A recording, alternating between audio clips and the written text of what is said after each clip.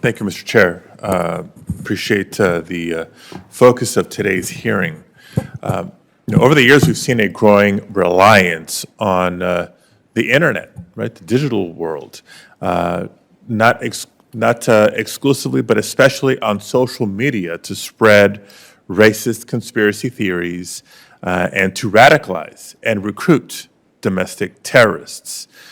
During a hearing on a very similar topic in Senate Judiciary Committee earlier this week, I had a chance to ask questions of Mr. German about this issue, but today I want to address similar questions to Ms. Yates. Ms. Yates, in your written testimony, you highlight that white supremacists tend to tone down their rhetoric on social media as a strategic move to try to control their public image while gaining as many followers as they can. You even note that a specific group, the Groypers, I believe, has worked to build relationships with individuals serving in public office.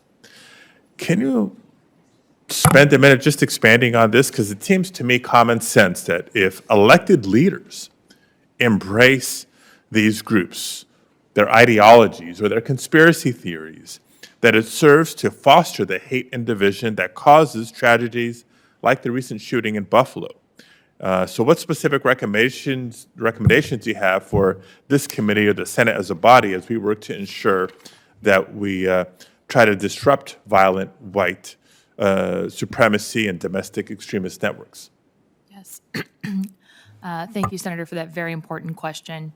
That there are a lot of elements to that, but I think anyone who's been in this space for any amount of time will tell you that you can go on any social media platform and very quickly find extremist content, especially white supremacist violence content. So certainly we need to be very forthright in demanding that social media companies enforce their own terms of service in order to diminish the availability of this content.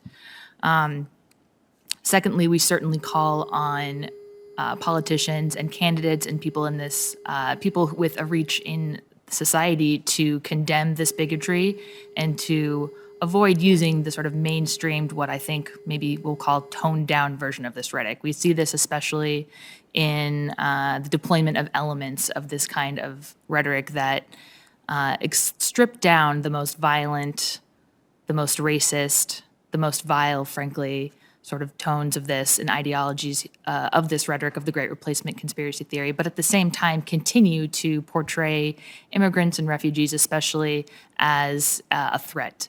And this is language especially that's dehumanizing, that portrays them as invaders, or that especially in this case somehow claims that these individuals, rather than refugees coming to this country to exercise their legal right to seek asylum, are somehow pawns in some nefarious conspiracy theory. So all of that rhetoric, I think, certainly builds to a sense of threat that the violent white supremacists we're here today to talk about have acted on.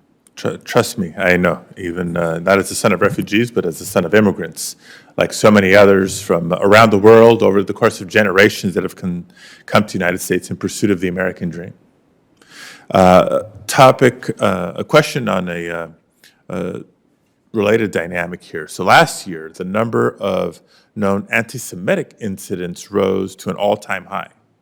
And unsurprisingly, many of the terrorist ideologies that we're talking about here thrive on anti-Semitic beliefs and have resulted in far too many tragedies, not just last year, over the course of time.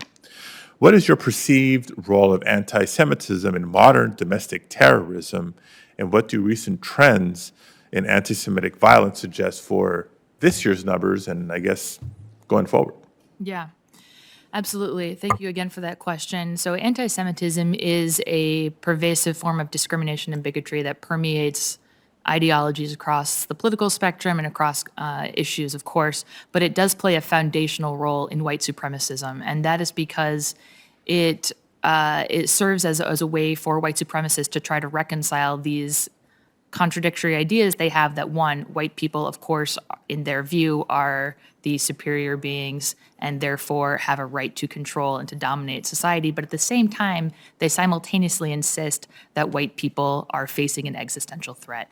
So by identifying Jewish people as somehow sort of quasi-white or even maybe fake white, they are able to claim that this population is to blame for the fact that they should be the dominant people but somehow aren't. So it plays this very conspiratorial role, and that has been an element, as I mentioned before, of conspiracy theories for generations. But I think what is an especially concerning element here is that what we see is that anti-Semitism can be a central driver in the radicalization process of these extremists because it's so conspiratorial that they tend to see it as an existential threat. And you see it getting any better this year?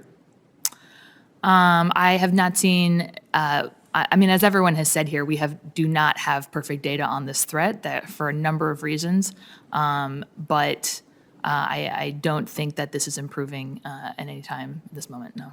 Thank you. In my time remaining, I want to ask a question of Ambassador Sales. In the past few weeks, I've listened as many of my colleagues have advocated for a broader, more generalized approach to addressing violence in our country. However, I believe that this approach minimizes the specific threats posed by domestic violent extremism carried out by white supremacists. We have to be able to walk and chew gum, right, as we address violence in America. Regardless of your political leanings, I believe we should heed the calls of law enforcement officials as well as national security officials to address the largest domestic threat to Americans. And that's been told to us specifically and repeatedly, white supremacy. Ambassador, in your written testimony, you state that addressing white supremacy is complex, but one of the early steps should be improved coordination and information sharing. Could you speak to the benefits of coordinating with foreign partners who are facing similar threats abroad? Thanks for the question, Senator. This is very much a global phenomenon. What happens in the United States influences what happens overseas, and what happens overseas influences attacks in the United States.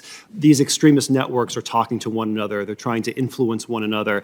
They're, in a sense, trying to compete with one another to see who can carry out the most horrific attacks.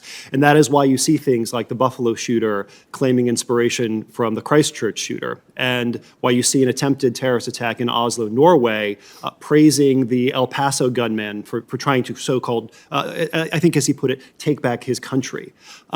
So in order to get a handle on this here at home, there has to be an intense focus on the international aspects of this problem. Part of that is policy coordination between the United States and our European allies and our Five Eyes allies, all of whom are facing the same sort of threat that we are from rising white supremacist terrorist attacks and activity more generally.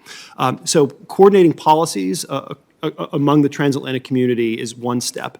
And another, more operational step, is sharing information that can be used to support a variety of law enforcement and other government finishes, to support prosecutions, to support designations, to support watch listing, to keep terrorists from crossing borders, and so on. These are the same sorts of tools that we've used for 20 years against Islamist threats like al-Qaeda and ISIS and various groups inspired by those organizations. And many of them are easily adaptable for the international aspects of white supremacist terrorism, too. Thank you very much. I didn't mean to ignore you, Mr. German, but I had plenty of opportunity to ask questions of you in Judiciary Committee. Thank you, Mr. Chairman.